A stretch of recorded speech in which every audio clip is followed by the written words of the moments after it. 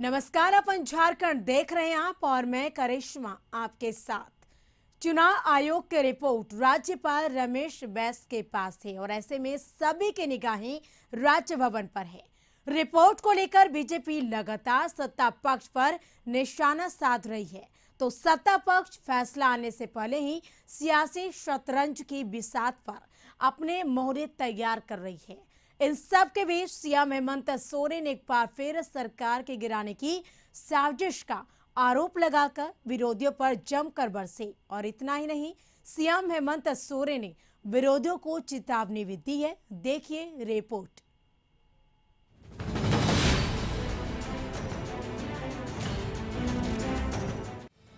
चुनाव आयोग के फैसले पर एक तरफ राजभवन की खामोशी है, तो दूसरी तरफ सियासत के गलियारों में नेताओं के बयान की धमक।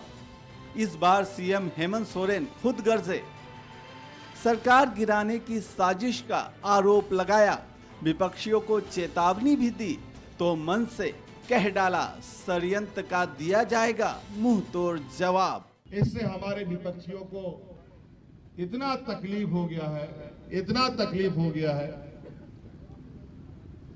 कि इन प्रकार सरकार को गिराने का षड्यंत्र रचते रहते हैं। अभी तो हम लोगों ने इनको कुछ पलटवार किया ही नहीं, समय आने दीजिए।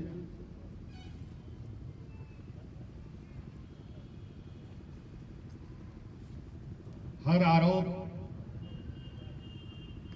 और हर षड्यंत्र का हम सब लोग मुंह तोड़ जवाब देंगे। मौका था जेएमएम सुप्रीमो और सांसद शिबू सोरेन के बड़े पुत्र और झारखंड आंदोलनकारी दुर्गा सोरेन की जयंती का, तो मन से शिबू सोरेन ने भी इशारों में बहुत कुछ कह डाला। कभी अंग्रेजी सरकार, कभी ब्रिटिश को जो सरकार आई है, बड़ा है, केंद्र में राज्य में सब लोगों ने काम किया है। सिर्फ खरीद खजाना को बिक्री किया है, फिर भी जंगल में भरा हुआ है, फिर जंगल कटा है तो भी हुआ है। और हमें ध्यान नहीं रखेंगे जंगलों पर, झारखंड को बचाने का काम नहीं करेंगे तो हम लोग कभी भविष्य खराब रहेगा। हमारे बाल बच्चों कुछ क्योंकि मिलेगा ही नहीं, खाने का भी कुछ नहीं मिलेगा। इसलिए हमें सचेत रहना जरूरी है। हमें झारखंड में हमारा वन संपदा नदी नाला जो बह रहा है, इसको बचाना पड़ेगा। सत्ता पक्ष लगातार बीजेपी पर सरकार गिराने का आरोप लगा रही है, तो बीजेपी सत्ता पक्ष को आईना दिखा रही है। कौन कह रहा है कांग्रेस और झारखंड मुक्ति मोर्चा, जिनको साहबानों के मामले में कांग्रेस को न्यायपालिका पर भरोसा नहीं, कौन कह रहा है कांग्रेस जिनको सीएजी पर भरोसा नहीं था जब भ्रष्टाचार का आरोप कांग्रेस कर रहा है। झारखंड की सियासत राजभवन पर केंद्रित हो चुकी है। जेएमएम का कहना है, आखिर ये खामोशी क्यों और कितना करना पड़ेगा इंतजार। लिफाफा आया है कि नहीं आया है, कोई आधिकारिक घोषणा न चुनाव आयोग की तरफ से न राजभवन की तरफ से, तो अब अटकलबाजियां ही लग सकती हैं। पहले भी एक लिफाफा आया था, उस लिफाफे का मजमून क्या है ये तो तय हुआ कि लिफाफा आया, लेकिन उसका मजमून क्या है, उसमें मंतव्य क्या है, उसमें आदेश क्या पारित होगा, ये अभी भविष्य के गर्भ में है। सीएम हेमंत सोरेन और विधायक बसंत सोरेन का क्या होगा? झारखंड की सियासत में ये सवाल फिलहाल सबसे बड़ा है। चुनाव आयोग के पत्र में क्या है, ये राजभवन की दीवारों के अंदर कैद है। सियासत की शतरंज पर मोहरे सज चुके हैं। अब इंतजार है तो राज्यपाल रमेश बैस के फैसले का। फिरोज के साथ रांची से मनोज की रिपोर्ट, कशिश न्यूज। एक तरफ राज्य में राजनीतिक स्थिरता बरकरार है और इसी बीच हेमंत के छोटे भाई दुमका विधायक बसंत सोरेन के सदस्यता के संबंध में भी चुनाव आयोग ने अपना मंतव्य भेज दिया है और ऐसे में राज्य भवन को सोरेन परिवार के दोनों भाई के मामले में अपना निर्णय सुनाना है। राज्य भवन द्वारा निश्चितता की स्थिति बरकरार रखने को लेकर झारखंड मुक्ति मोर्चा के नेता राज्य भवन पर टिप्पणी कर रहे हैं। इस बीच हेमंत सरकार ने 14 सितंबर को कैबिनेट की बैठक भी बुलाई है और इसमें कुछ महत्वपूर्ण निर्णय लिए जा सकते हैं। कहा जा रहा है कि आयोग ने मुख्यमंत्री की विधानसभा की सदस्यता निरस्त कर दी और उस संबंध में राज्य भवन द्वारा कोई आधिकारिक जानकारी नहीं दिए जाने के कारण असमंजस की स्थिति है। गठबंधन के प्रतिनिधि मंडल को राज्यपाल ने 1 सितंबर को आश्वस्त भी किया था कि वह जल्द इस संदर्भ में जानकारी देंगे और इस पूरे प्रकरण में राज्य भवन की पहेली बनी हुई है। इधर बीजेपी की तरफ से प्रदेश प्रवक्ता प्रदीप सिन्हा का कहना है कि ऑफिस ऑफ प्रॉफिट मामले में दोनों भाइयों की सदस्यता जानी तय है। चुनाव आयोग से फैसला आ चुका है और अब महामहिम इस पर निर्णय लेंगे। वहीं सत्ता में सहयोगी दल के रूप में कार्य कर रही कांग्रेस पार्टी की तरफ से प्रदेश प्रवक्ता राकेश सिन्हा का कहना है कि राज्य में स्थिरता का माहौल है। अगर चुनाव आयोग से फैसला आ चुका है तो महामहिम को पटाक्षेप करना चाहिए। उन्होंने कहा कि जहां भी गैर बीजेपी शासित प्रदेश है वहां इस तरह की अस्थिरता का माहौल बनाने का प्रयास किया जाता है।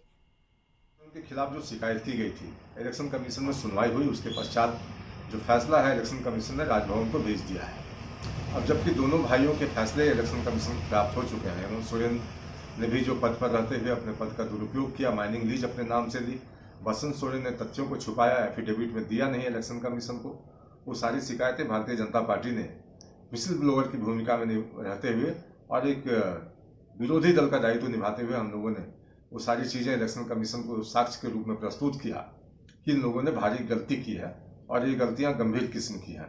तो इस पर सुनवाई हो चुकी है। अब निगाहें राजभवन की ओर है और भारतीय जनता पार्टी उम्मीद करती है कि हमारे साक्ष्यों में इतना दम है कि निश्चित रूप से फैसला हमारे पक्ष में आएगा और चंद दिनों की ही बात है, निश्चित रूप से दोनों भाई फिर से जनता के बीच जाएंगे।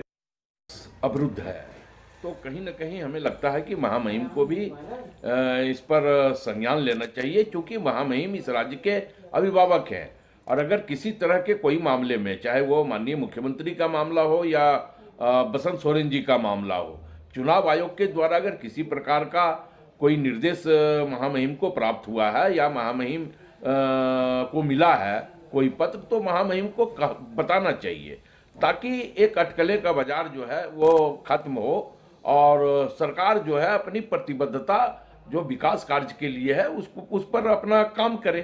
लेकिन चूंकि अगर इस तरह का माहौल रहेगा तो कहीं ना कहीं इससे विकास कार्य भी अवरुद्ध। और अधिक जानकारी के लिए रांची से संवाददाता रुचि शर्मा हमारे साथ जुड़ चुकी हैं। रुचि, चुनाव आयोग के फैसले पर राज्य भवन अब तक खामोश है। अब सवाल देखिए कई तरह से उठ रहे हैं राज्य भवन के खामोशी को लेकर, और अब जिस तरीके से राज्य भवन खामोश है उस खामोशी पर अब सियासत भी शुरू हो गई है। बिल्कुल करिश्मा, देखिए राजभवन के खामोशी पर सियासत ही नहीं, इससे पहले जो पॉलिटिकल कह सकते हैं कि एक तरह से जो ड्रामा चला कि पतरातू डैम में नौका विहार किए, रायपुर ले जाया गया विधायकों को, वहां से फिर आकर के विशेष मत प्राप्त किया गया।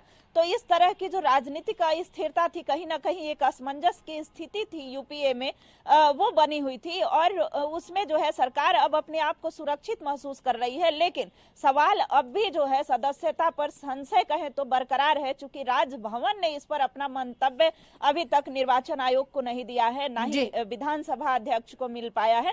तो इस तरह से कहें तो यूपीए के जितने भी विधायक हैं या जो राजनेता हैं वो अभी संशय की स्थिति में है कि क्या होगा। इसी बीच जो है बसंत सोरेन की सदस्यता पर भी फैसला जो है वो राजभवन को सौंप दिया गया है और अभी भी राजभवन से कुछ भी पुष्टि नहीं की गई है कि क्या कुछ फैसला आया है, क्या राज्यपाल ने अपना मंतव्य जो है क्या दिया है।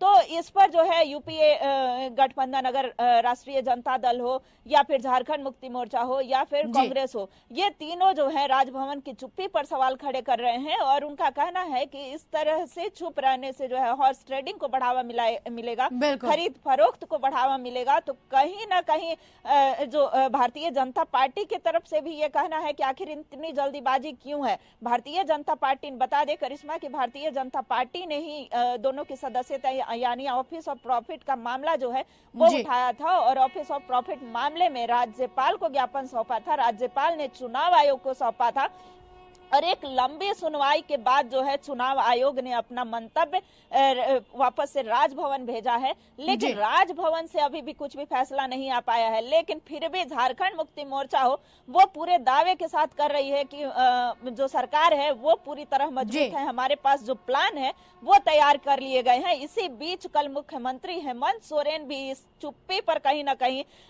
जो है वो बिल्कुल देखिए, लगातार अगर हम रुचि बात करें, आखिर सवाल उठता है कि आखिर क्यों अब तक राजभवन खामोश है, आखिर कब इस बंद लिफाफे का जिन बाहर निकलेगा। सवाल तो कई तो रहे, लेकिन ये भी जानना चाहेंगे क्योंकि जिस तरीके से देखिए पहले भी बातें सामने आई थी कि झारखंड में सरकार गिराने की साजिश की जा रही है और एक बार फिर से आपने सुना कि सीएम हेमंत सोरेन ने कहा कि सरकार गिराने की साजिश की जा रही है। बिल्कुल, महागठबंधन का करिश्मा ये शुरू से ही आरोप रहा है कि जब से हमारी सरकार बनी है तब से इन केन प्रकरण हर तरह का प्रयास किया जा रहा है भारतीय जनता पार्टी के द्वारा कि किसी तरह से सरकार को अस्थिर किया जाए, लेकिन उसमें वो नाकाम साबित हुए हैं। और इस बार भी अगर जो सदस्यता पर संकट आई है, इसमें भी जो सारे चाल हैं भारतीय जनता पार्टी के वो उल्टे पड़ेंगे। कहीं ना कहीं जो हमारे पास जो जनाधार है यानी विधायकों की जो संख्या है वो अधिक है, तो हेमंत सोरेन की सदस्यता, कई तरह के प्लान है, अगर सदस्यता नहीं रहेगी वो अगर वो डिबार नहीं किए जाते हैं तो 6 महीने के अंदर जो है वो चुनाव जीत करके मुख्यमंत्री पद पर वो बने रह सकते हैं। लेकिन अगर उन्हें चुनाव लड़ने से डिबार किया जाता है, चुनाव नहीं लड़ पाते हैं, तो वैसी स्थिति में मुख्यमंत्री की जो कमान है वो किसी दूसरे के हाथों में जा सकती है। यानी यूपीए के जो विधायक हैं, अगर विधायकों की संख्या उनके पास रहती है तो वो मुख्यमंत्री का पद जो है, मुख्यमंत्री की कमान जो है वो दूसरे के हाथों में जा सकती है। इसके लिए भी नाम जो है चिन्हित कर लिए गए हैं।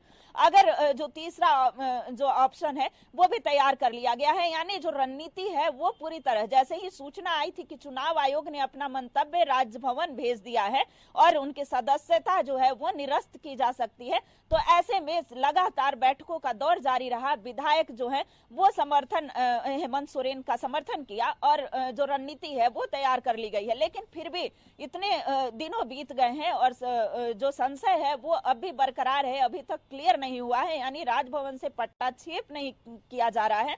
तो इस पर सवाल खड़े कर रही हैं जो यूपीए की सरकार है, यानी झारखंड मुक्ति मोर्चा के हो, कांग्रेस हो या राजद हो, क्योंकि राजनीतिक स्थिरता है वो राज्य में जरूरी है। इससे कई जो विकास के कार्य हैं वो बाधित हो रहे हैं। आगामी जो 14 सितंबर है उसमें कैबिनेट की बैठक भी बुलाई गई है। लगातार हेमंत सोरेन की जो सरकार है, यानी हेमंत सोरेन के मंत्रिमंडल में कई ऐसे जो जनता के हित में निर्णय है वो लगातार लिए जा रहे हैं। तो कहीं ना कहीं आने वाले समय में जो आंदोलन की स्थिति जो आगाह कर रही है झारखंड मुक्ति मोर्चा की, अगर सरकार पर कोई आंच आती है तो राज्य भर में आंदोलन किया जाएगा। तो देखना होगा कि राजभवन की जो चुप्पी है वो कब टूटती है और क्या कुछ होता है। बिल्कुल देखना होगा कि आखिर कब राजभवन की चुप्पी टूटती है। तमाम जानकारी के लिए रुचि आपका बेहद शुक्रिया।